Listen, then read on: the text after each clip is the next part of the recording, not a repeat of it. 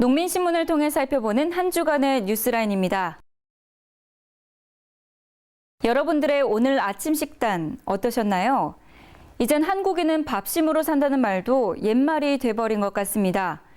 다큐멘터리 잡지 내셔널 지오그래픽이 50년 동안 세계 각국의 식단 변화를 조사해 최근 온라인에 공개했는데요. 한국인의 식단이 지난 50년 새 곡물은 절반으로 줄고 고기와 당류의 비중은 6배 늘어난 것으로 조사됐습니다.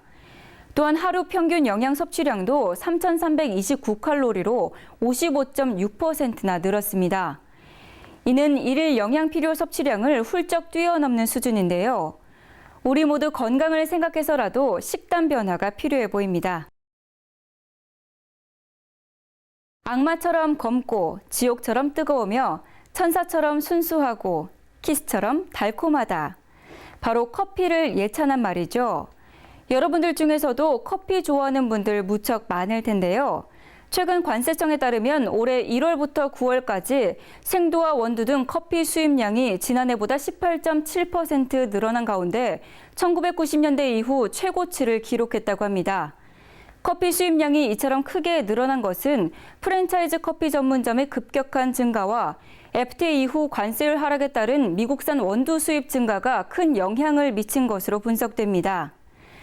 그러고 보니 커피는 이제 음식이 아닌 문화로 접어든 것 같네요. 그래도 너무 많은 카페인 섭취하면 건강에 해로울 수 있으니까 적당히 드시는 것도 잊지 마셔야겠죠?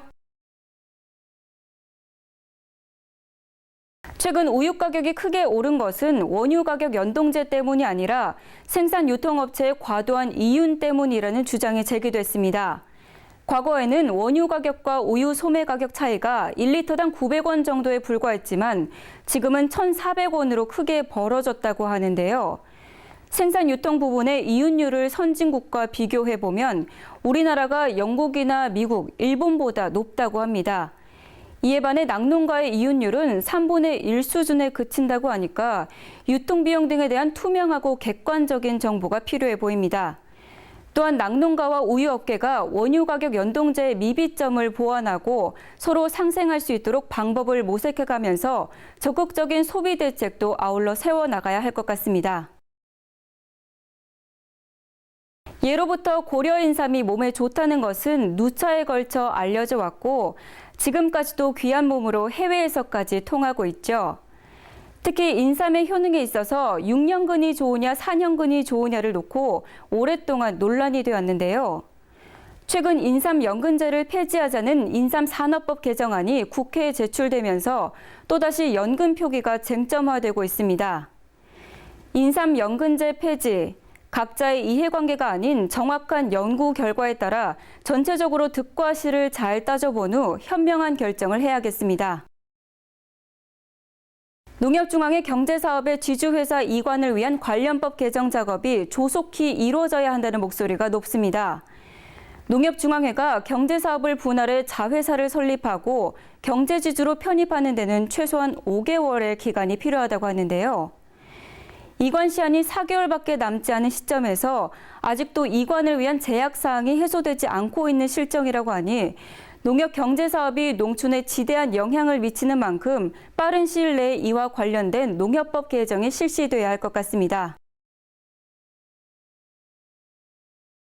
NH농협은행의 광고 모델인 LA 다저스 투수 류현진이 올해 14승 7패로 맹활약을 펼치자 그에 힘입어 농협 관련 금융상품과 사은품이 큰 인기를 끌고 있는 것으로 나타났습니다.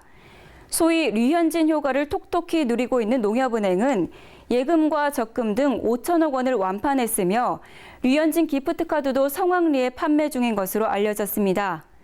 이는 농협은행과 류현진이 서로의 닮은 장점을 광고에 활용하면서 금융상품이 인기를 끌게 된 것인데요. 벌써부터 류현진 선수가 내년에는 어떤 경기를 보여줄지 기대가 되네요.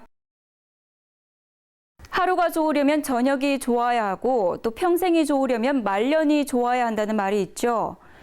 그런데 고령화가 심각해지고 있는 우리 농촌 어르신들의 현실은 참 힘겹기만 한 것 같습니다. 농촌은 지금 외로움과 가난으로 고통받으며 마음 둘 곳 없는 노인들의 극단적인 선택이 늘고 있고 절대 빈곤 속에 우울증 노인도 증가하고 있는데요. 농촌의 노인들이 가난과 외로움과 질병의 슬픔에서 벗어나 건강한 삶을 영위할 수 있도록 획기적인 복지 정책과 함께 우리 모두의 따뜻한 손길이 절실해 보입니다.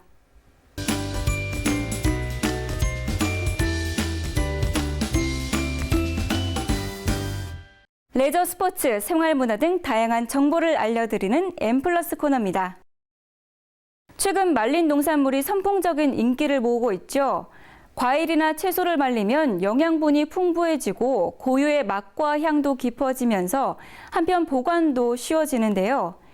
이번 주 M+에서는 식품 건조기나 에어프라이어 등 사시사철 만남 말랭이를 만들 수 있는 여러 가지 주방기기부터 농산물을 말리는 요령과 보관, 그리고 활용법까지 다양하게 소개되어 있습니다. 또 해남 고구마, 이천 복숭아, 나주배, 청송 사과, 제주 귤 등 각 지역의 건조된 제품에 대해서도 자세히 나와 있으니까 참고해 보시면 좋을 것 같습니다. 요즘 산마다 단풍이 절정을 이루고 있다죠.